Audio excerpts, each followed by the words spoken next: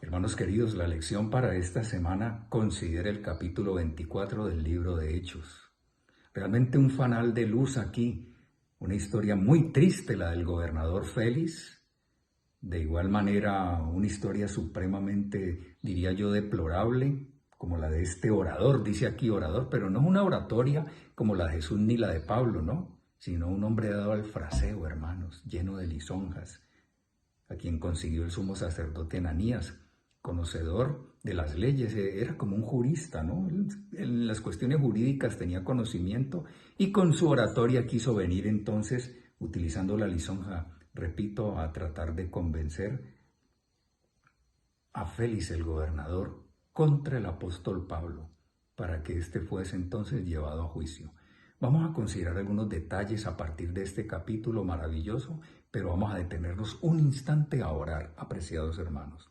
Amado Dios, le damos la bienvenida a su presencia mediante su Santo Espíritu. Gracias te damos por el gozo de poder abrir con libertad tu palabra. Señor, háblanos en esta hora, pero establécenos en tu voluntad, que la piedad viva y primitiva, como la de este hombre de Dios, pueda de igual manera, oh Señor, llegar a ser nuestra experiencia. Para eso nos detenemos, para considerar, meditar profundamente y ser así entonces transformados por tu gracia y tu poder. Quédate con nosotros y perdona nuestros pecados. En el nombre de Jesús. Amén. Sumo sacerdote Ananías, hermano del versículo 1, Tértulo, ¿sí? Como el abogado, Pablo, el hombre emplazado a un juicio. Ese Tértulo venía a ser como un fiscal, ¿no? Y lógicamente el gobernador, el rey, digamos aquí, Félix. Vamos a leer los dos primeros versículos. 5 días después descendió el sumo sacerdote Ananías. Miren el carácter de este hombre. Venía con algunos de los ancianos, ¿verdad? Con su porte regio, me imagino, con algunos de los ancianos, queriendo como inflamar los ánimos de una manera afectada, impresionar con su porte, y venía acompañado de alguien que le iba a hacer la cuestión jurídica, un jurista llamado Tértulo. Aquí dice que era un orador, vaya y venga, y comparecieron ante el gobernador contra el apóstol Pablo. Y cuando éste fue llamado, Tértulo comenzó a acusarle diciendo, miren la lisonja que va a utilizar, es decir, es una serie de encomios y de alabanzas, de adulaciones que le va a hacer a Félix tratando de conseguir algo. Este era un hombre venal, vendido al pecado, hermanos. Y en lugar de ser como todo hombre de Dios, que no pone de manera exponencial, digamos, las virtudes y esas características notables de un hombre, sino que con toda objetividad como lo hace Dios y como lo hace su palabra, también se exponen sus errores. Pero en aras de impresionar, de conseguir un favor y de entonces como fiscal levantar de parte del gobernador la sentencia final y el juicio contra Pablo, dijo lo siguiente: como debido a ti gozamos de gozo, de gran paz, y muchas cosas son bien gobernadas en el pueblo por tu prudencia. Mientras la señora Guay está diciendo que este hombre Félix era de un carácter bajo, despreciado, cruel y opresor, y que tenía una relación amante con una disoluta como Drusila, la del versículo 24, Drusila. Este hombre se propone solamente, repito, para conseguir algo, destacar algunos aspectos de él. Y fíjense en lo que incurre un hombre, o más bien las consecuencias y los efectos que quedan en la vida de aquel que recibe esa carga de encomio y de adulación. Y por eso el Señor fue muy cuidadoso, hermanos. Los reproches tal vez eran suaves, impregnados de amor. Y las expresiones, digamos, de encomio y de un favor de esa naturaleza, como por ejemplo la de Juan, No lo hizo en instancias de Él porque sabe el material del cual nosotros fuimos hechos. Este tértulo entonces pondera, exalta de manera superlativa y exponencial a este hombre. Me imagino que se bañó de orgullo y de arrogancia. Y justamente mire lo que es el conflicto entre el bien y el mal. Y justamente de estas cosas se aprovecha entonces el diablo para que este hombre feliz, que luego ante la presencia del apóstol Pablo, inspirado divinamente, tocado en lo más profundo por lo que Pablo le decía, hermano, no hubiese tomado una decisión acorde a lo que era la necesidad personal, lo que había en su corazón. Entonces se bloqueó ante la adulación y ante la alabanza que se le hizo posiblemente. Y ahora cuando viene la confrontación divina a través de Pablo, el hombre se torna de aquellos que procrastinan, hermano, palabra que significa aplazar, dejar para posteriormente, para luego, para después, para mañana. Cuando en asuntos de conciencia, cuando la luz ilumina la conciencia, así como Pablo, el hombre de Dios, tiene que tornarse concienzudo. Aquí la luz ilumina la conciencia y él procrastina, aplaza, rehuye. Mientras que el apóstol Pablo, ¿verdad? Mientras que el apóstol Pablo dice en el versículo, a ver hermanos,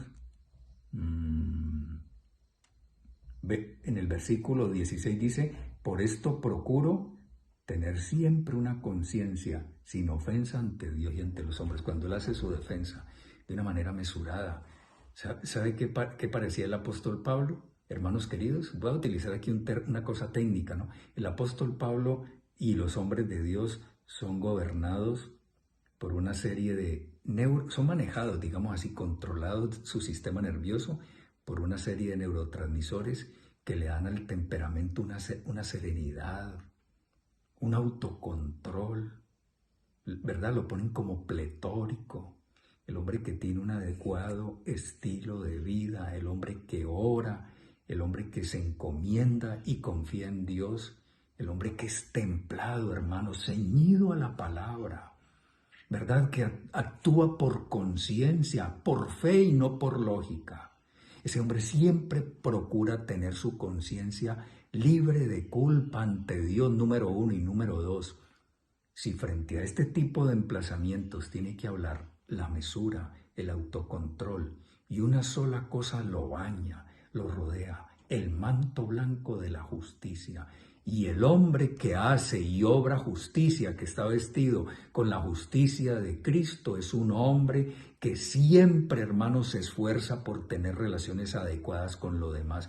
Lejos de ser vehemente en su discurso de defensa del apóstol Pablo, lejos de hacer una autodefensa en ese sentido, expone de una manera objetiva, abre las ventanas del alma con la mesura y la prudencia, repito, del que tiene un estilo de vida adecuado y se están produciendo unos neurotransmisores que dan paz, sosiego, relax.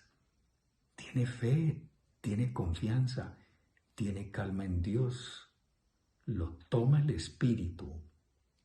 Procede siempre de una manera concienzuda, de acuerdo a su conciencia, porque lo que él expuso era de acuerdo con la fe de los padres. Él no tenía nada que temer, no había hecho nada que realmente fuese contrario a los dogmas, ni a la fe tampoco que se les había a ellos confiado y se les había revelado. Entonces, estando en esa situación, todo el poder del Espíritu lo toma, a él lo toma, pero a Félix lo abandona.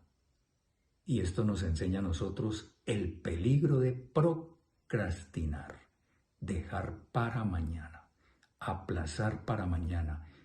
Hermanos, en asuntos de conciencia, las decisiones tienen que ser tomadas hoy.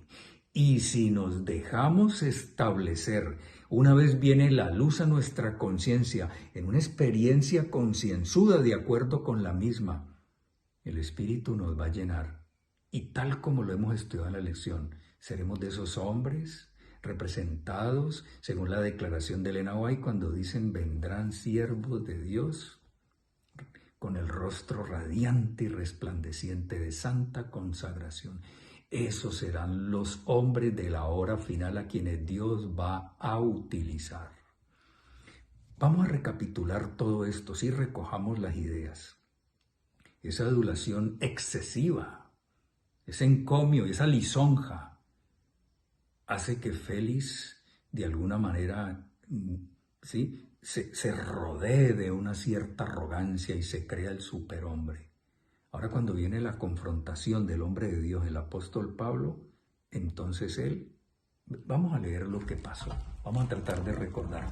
De Hechos 24, versículo 22, digamos, entonces Félix, oídas estas cosas, estando bien informado de este camino, les aplazó diciendo, cuando descendiere el tribuno Lisias, acabaré de conocer de vuestro asunto.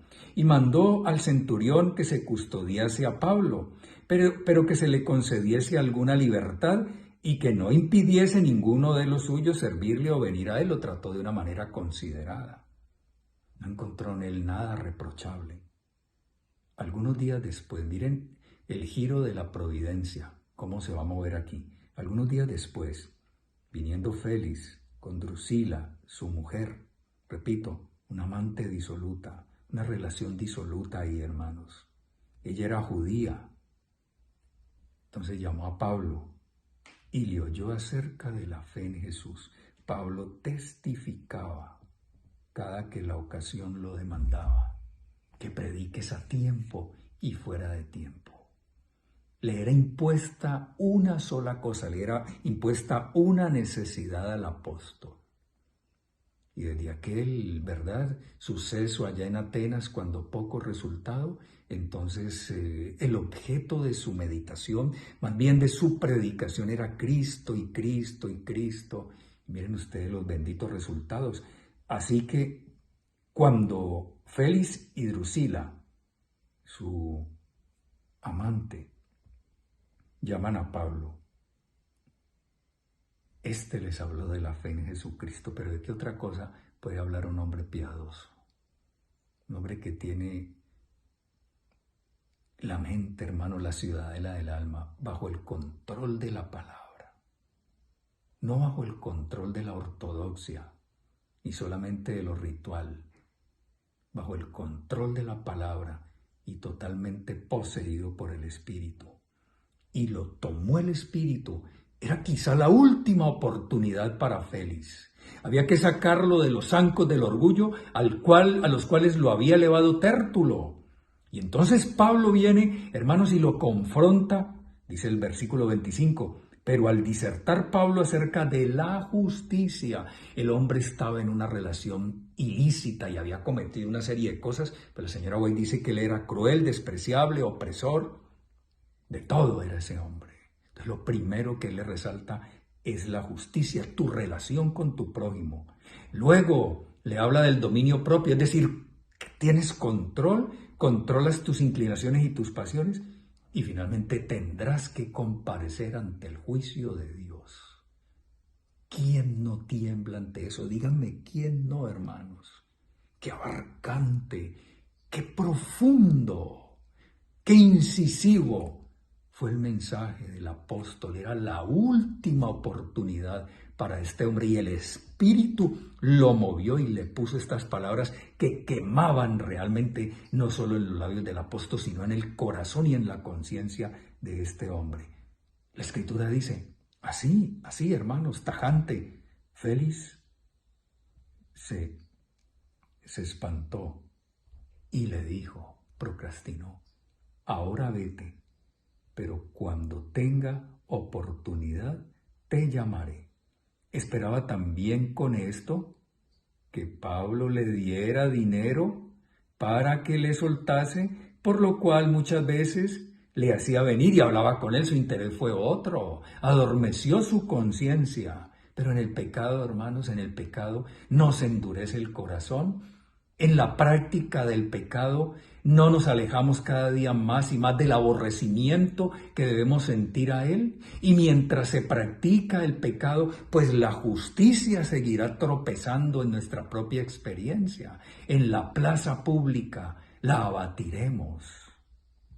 Versículo con el cual cierra este capítulo dice: pero al cabo de 2 años recibió Félix por sucesor,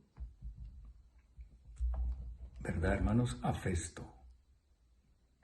Y queriendo Félix congraciarse con los judíos, dejó preso a Pablo. Entonces, ahí también se vendió.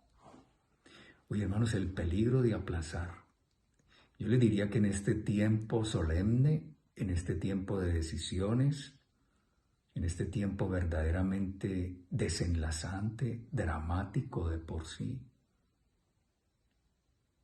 si esto es delicado, la señora White dice: no os insistiré acerca de la brevedad de la vida.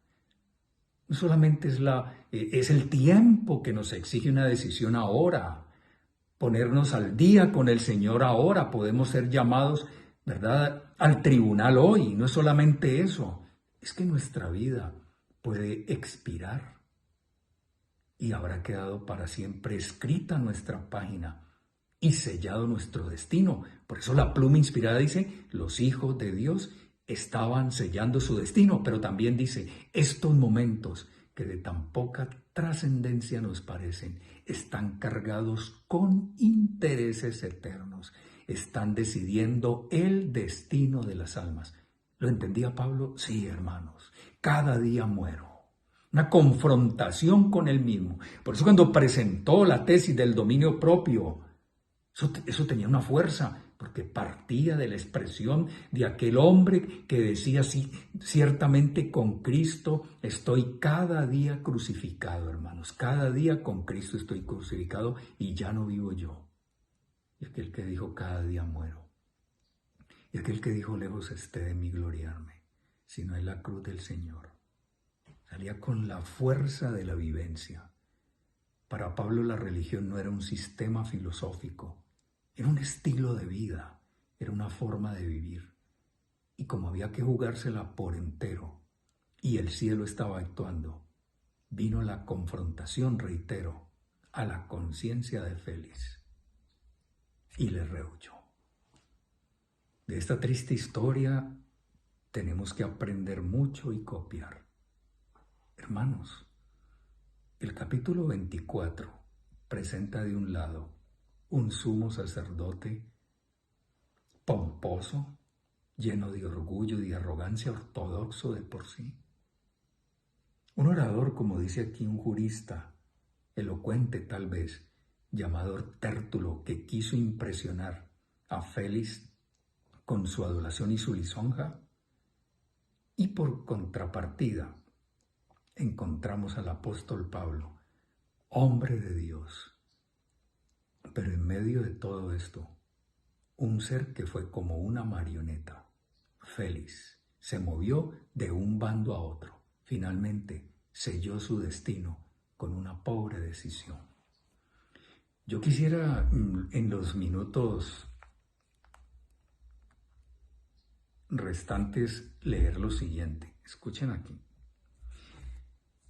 Miren este comentario tan interesante. Aquí vemos la desdicha de los grandes hombres. Y es una gran desgracia que le alaben sus servicios más allá de toda medida, sin que nunca se les hable fielmente de sus faltas.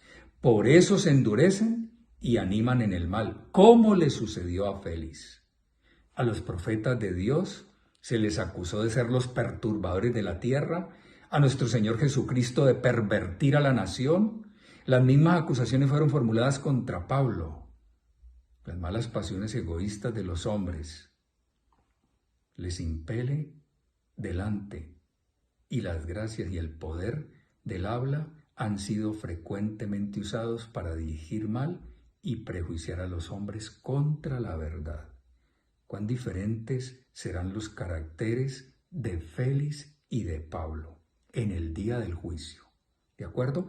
cuán diferentes serán los caracteres de Félix y de Pablo en el día del juicio, según son representados en el discurso de Tértulo, que los cristianos no valoren el aplauso y no se turben por los reproches de los hombres impíos, que se presentan casi como si fuesen dioses y exaltan lo más vil de la raza humana.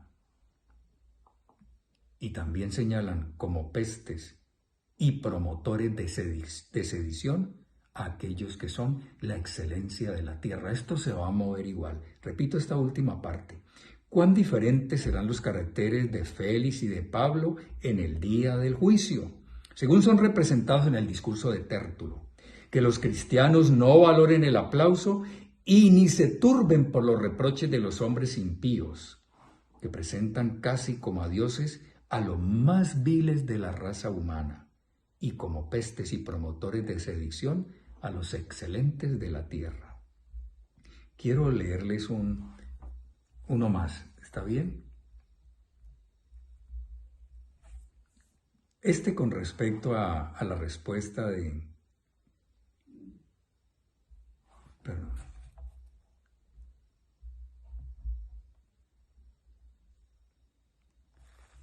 La señora White escribió, la leímos esta semana, ¿no? La paz interior y una conciencia desprovista de ofensas a Dios vivificará y vigorizará el intelecto, como el rocío que se derrama sobre las tiernas plantas.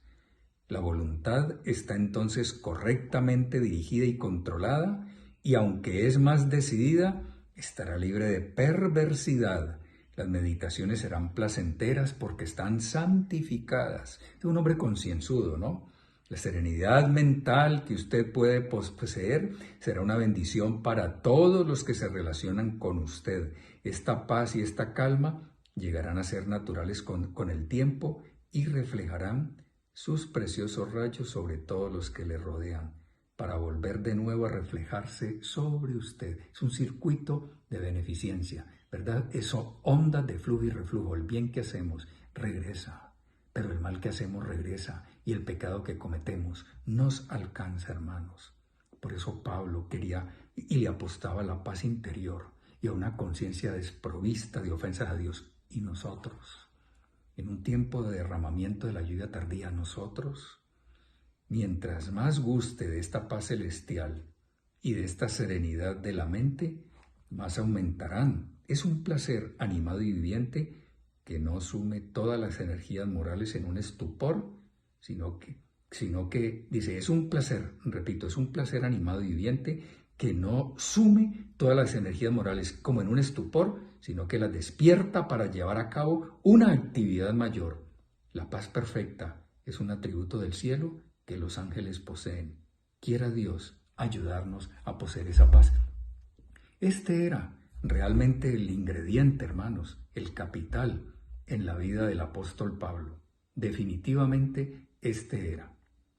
Y fue lo que le dio la elocuencia, el poder y esa capacidad frente a Félix para poder alcanzarlo en su conciencia.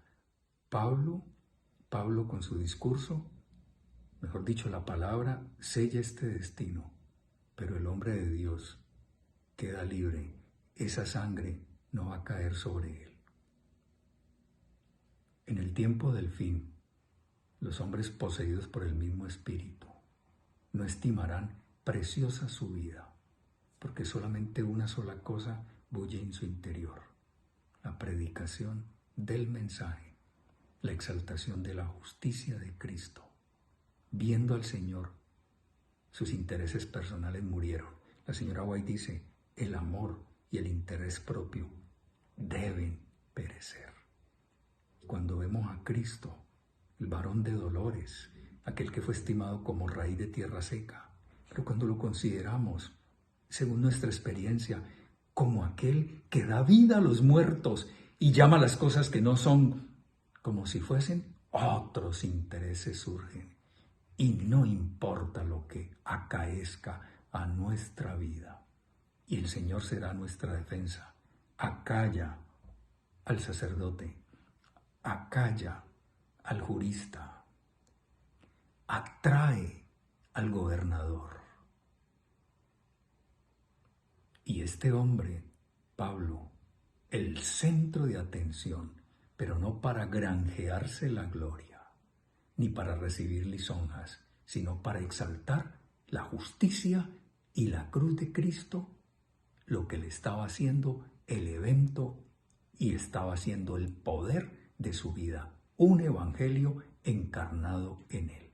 La historia, hermanos, tiene que repetirse y volverán a ver este tipo de portaestandartes sobre el escenario. No pueden desaparecer, que sea nuestra experiencia. Señor, te agradecemos por la oportunidad que tú nos estás brindando aún. Permítenos recoger toda alma, toda nuestra alma, oh Señor, ante cada palabra que brota de tus labios. Danos el poder para negarnos, para vencer el hombre interior y para vivir una vida sola y sencillamente para ti, para tu gloria y para tu servicio en favor de los demás. Ayúdanos, Señor, para que estas experiencias no sean hechos históricos, cosa del pasado, sino que en nuestra vida vuelvan a vivir, porque tenemos la certeza que así será y queremos estar dentro de los tales. En el buen, bendito y glorioso nombre de Cristo Jesús, lo pedimos y lo agradecemos. Amén. Amén.